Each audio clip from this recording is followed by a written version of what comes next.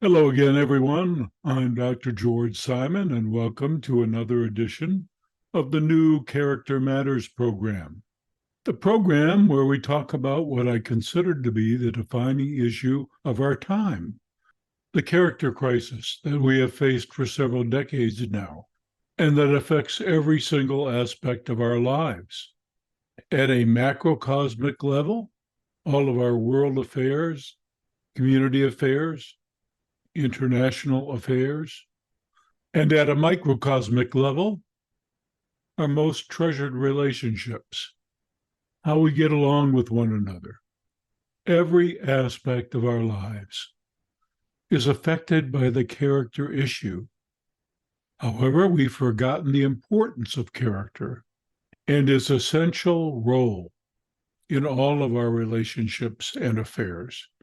We've also forgotten what it takes to help instill, nurture, develop character in our lives, in our children, in ourselves. How to help one another grow in character so that our relationships are wholesome instead of contentious or toxic, and so that we can truly build a solid world for ourselves and for each other. Genuine prosperity depends upon character. And toward those ends, I have written all of my books and posted many articles online at drgeorgesimon.com. You see the URL at the top of the screen, drgeorgesimon.com. Hundreds of free articles available for you, as well as my books, which I hope you'll avail yourself of. We've been adrift at sea for too long. We've lost our way with respect to character issues. Sometimes you can go so far adrift that you no longer can even appreciate just how far adrift you are. And that's the way it is with character issues. Slowly, incrementally over time, we lost our way. Now, once again, and I've said this many times, we human beings have always had our character-related issues. There's nothing new about this. Human beings are not naturally civilized. In fact, it takes human beings longer and through a much more painstaking process than any other creatures on the planet to become the kind of person that most of us have it within us to be. Character development is often a lifetime process. It's how we grow ourselves personally, emotionally, personality-wise, spiritually, and it's important, perhaps more important than anything else. At least that's my perspective and why I've devoted my life to this. And today I want to talk about a particular issue that a culture steeped in narcissistic self-focus and entitlement has helped spawn, and that is unhealthy ego development. Egos bent out of shape, egos that don't serve the proper purpose of ego well in the first place.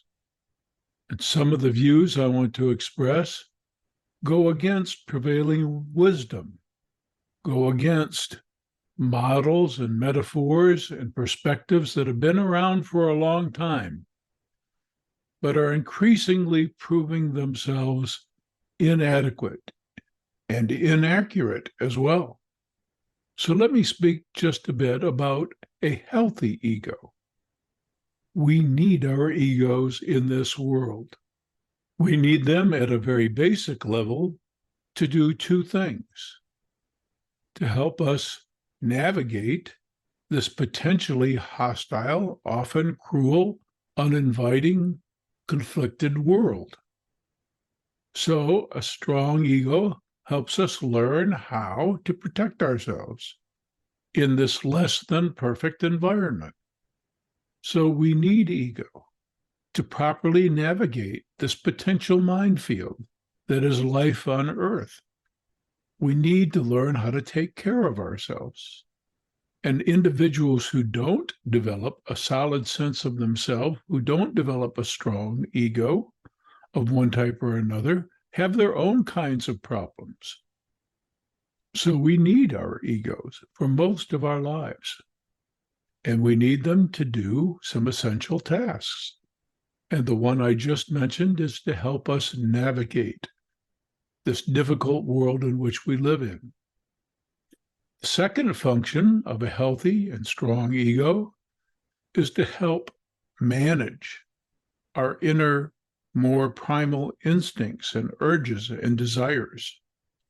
We all have it within us, the capacity to run fairly amok, to do whatever it is that we feel an urge to do, to act on impulse, to grab something that looks attractive.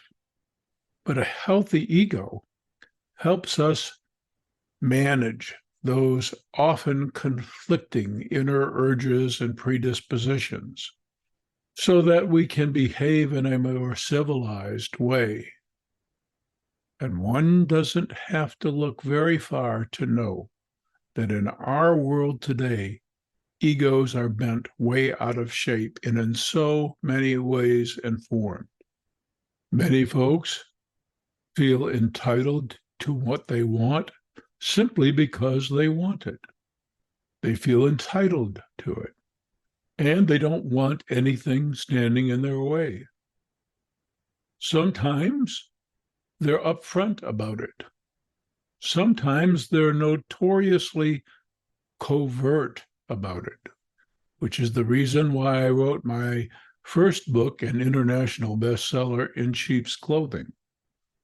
Some folks are determined to have their way, to be on top and in control, to be dominant in a relationship, but they're very stealthy about how they go about it. And they're also stealthy about hiding their true nature. They know how to look good without being good.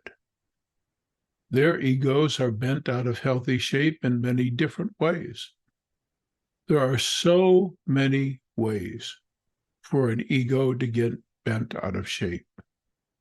Egos can become incredibly grandiose as well. People can get swelled heads, especially if the way they're operating in the world appears to be working and working well, at least by their assessment, and at least by the values that they have adopted. And contrary to popular opinion, a swelled head is not necessarily a compensation for underlying feelings of insecurity or fragility. Some people truly are legends in their own minds. That's unhealthy too.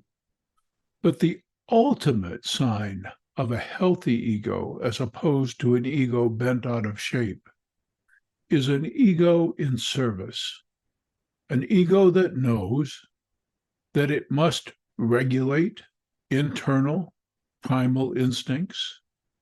It must navigate an often difficult and contentious world, but it must also find the will and the heart to serve something bigger than just itself. An ego enamored of itself is the very definition of narcissism. An ego in service to something bigger is the goal of healthy character. And I'll have more to say about that in future editions of the program.